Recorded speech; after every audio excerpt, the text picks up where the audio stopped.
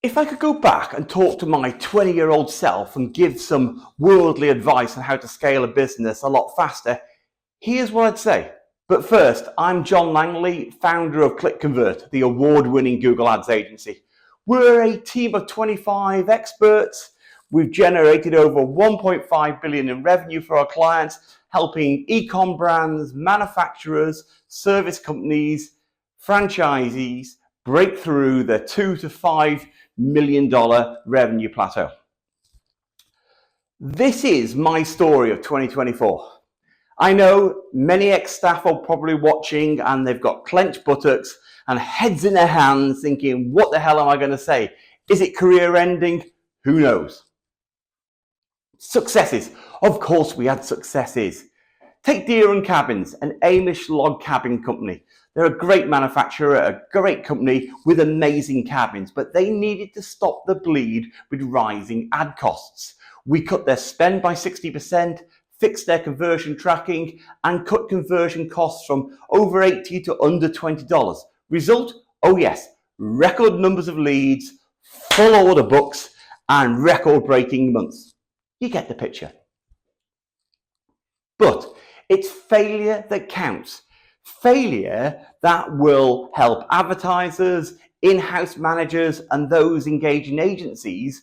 It will help you to learn and leverage. So what follows may seem blunt, but this is an industry full of lies, broken promises. Every agency cannot be the fastest growing, best in the game. It's like, come on, give me a break. There's too much BS around and it needs to stop. If you've seen my Fire This Person video, you know I have thoughts on leadership. Turns out making these videos really does force me to take my own advice. Lesson number one, pay attention to what people do, not what they say. Spring 2024, delivery management began to struggle. I kept hearing how motivated the team was, how everything was great. You know what?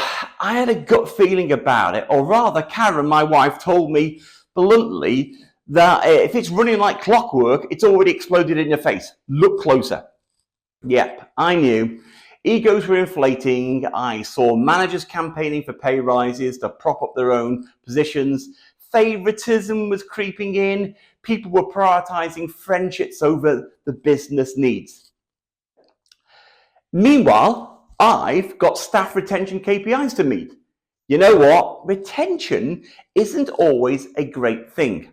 And you know where this is going. Come on. I watched management misjudge the balance between leadership and appeasement. They weren't leading, they were just keeping the peace. Tension started boiling under the surface, even as I was told, look, everything's great, John. Spoiler alert, it wasn't, and Karen was right again. Watch actions, not words. People lie or just deceive themselves with their own BS. If your gut says something's off, don't ignore it. Look at the actual decisions and outcomes, not just what people tell you. Lesson number two, delegation isn't just fixing problems for people.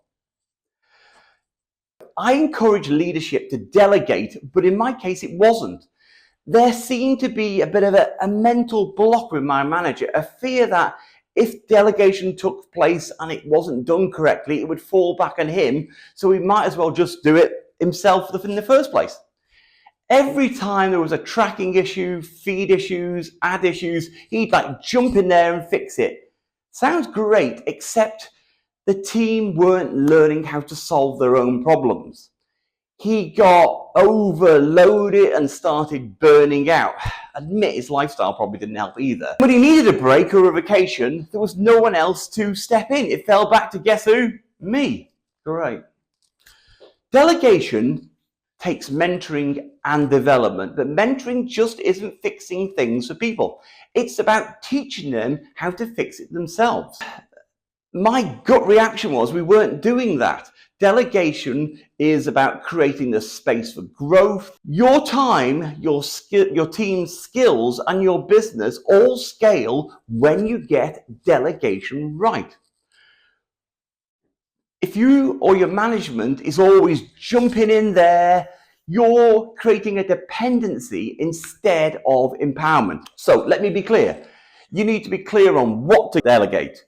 Choose the right people. Set clear expectations and trust and make people accountable. It's a bit hard for you. Learn to let go. After all, it's about you being the big rock star and living in that hilltop house driving 15 cars. That's life. Lesson number 3, remote leadership doesn't work for office teams. I've changed my opinion on remote working. I really didn't like it, and it's not that I'm a dinosaur. It's just I love being in the office around people.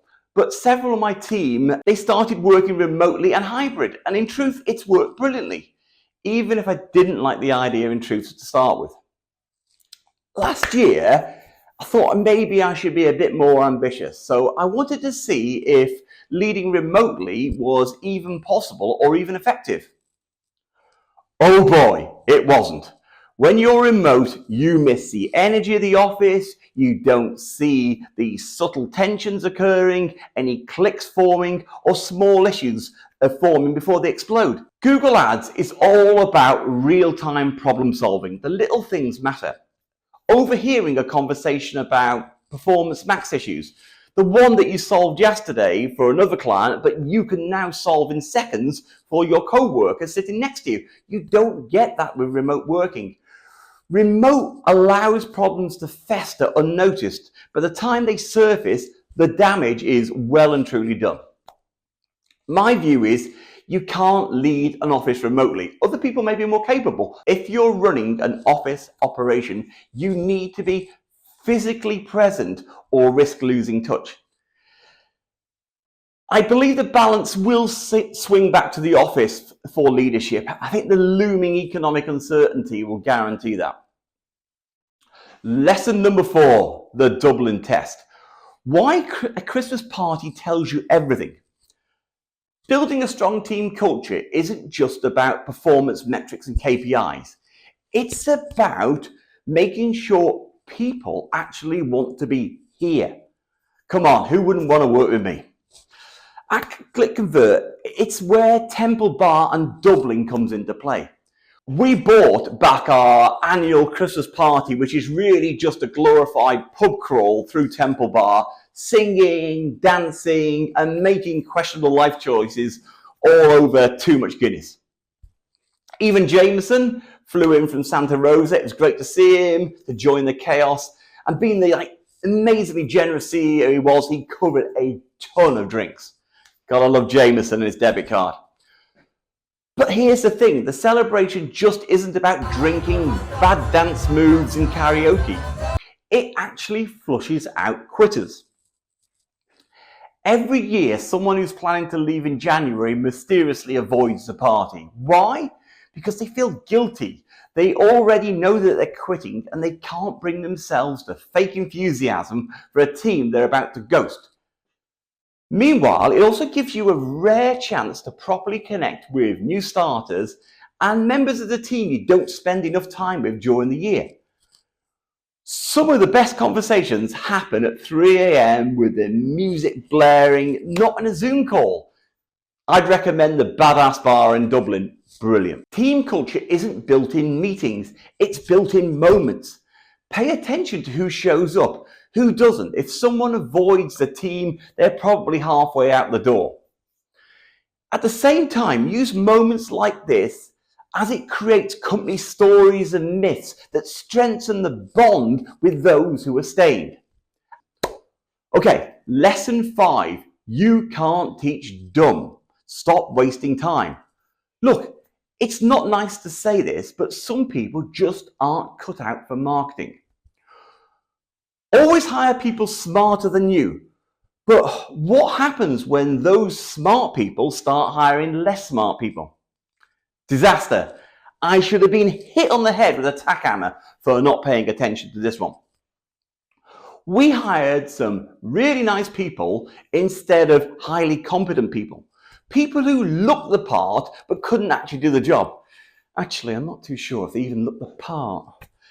People were more focused on gossip than Google Ads, spending more time on internal politics than client results, building friendships, not funnels. I think it was a lot more friendship involved too, if I'm honest.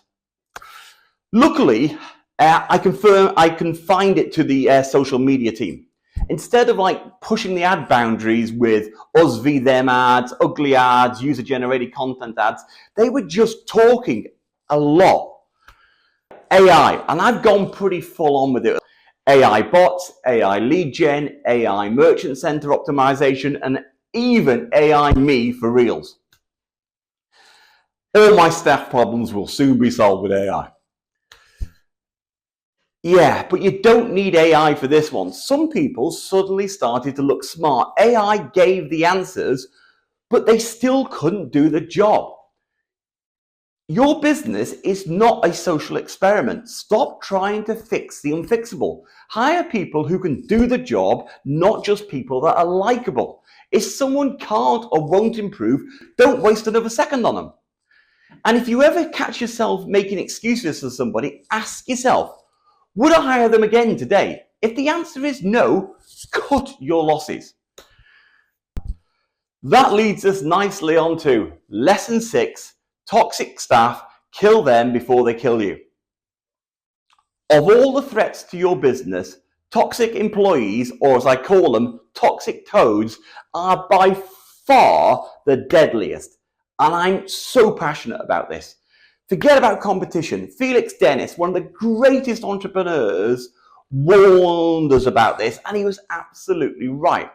These people don't just underperform, they infect your culture, they work against you, they create drama, division, and destruction.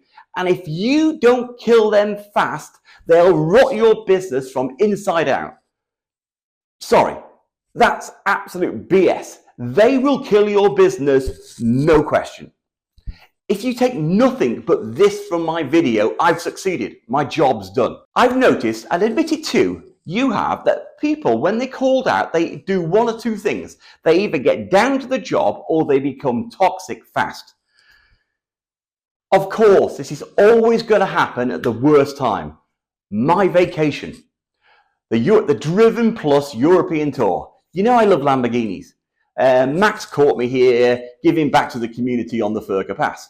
This is what I love, when you come on tours, you know, when people's got supercars, and the young kids just flock to the Lamborghini. And fair play to John, he's letting everyone sit in. Later, we arrived in Lake Como. Nathan, on the tour, he had just proposed to his fiancée, and she had accepted. Of course she did, come on.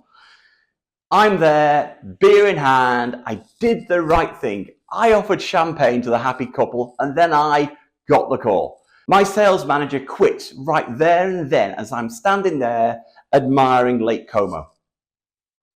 And here's the kicker. Even though I caught the toxic toad that started this whole issue, they still poisoned the water for my sales manager. He was great, he was good, he hit targets, he got on with everybody. That was it. It was just beer and more pizza. But you guessed it. I've been around a bit, so I saw the signals and I'd planned ahead. I recruited a sales director a month earlier. Enter Sam, absolute lifesaver. But looking back, it was one of the best things that could have happened. The longer you wait, the worse the damage will be. Toxic toads will drain your time, poison your culture, and cost you far more than you could ever imagine. And if you have to burn down an entire department or team to fix it, do it. Pull the trigger, get them out before it's too late. Lesson 7, there will be tough goodbyes. Some will hurt more than others. It's a bit of a personal one, this one. Not every goodbye in business is about firing the wrong person or clearing house. Sometimes you lose someone that is truly matters to you. And for me and the team, that was Dave Sharps. Dave had been my sales director and then CEO, and more than that, he was a great friend to us as well here, and me. A true professional, respected by everybody. He knew sales inside out. But life isn't fair. Dave unfortunately passed away last November after a long battle with cancer. His funeral was packed, so many turned out for him. It was a real day to honour him, a real reflection of his greatness.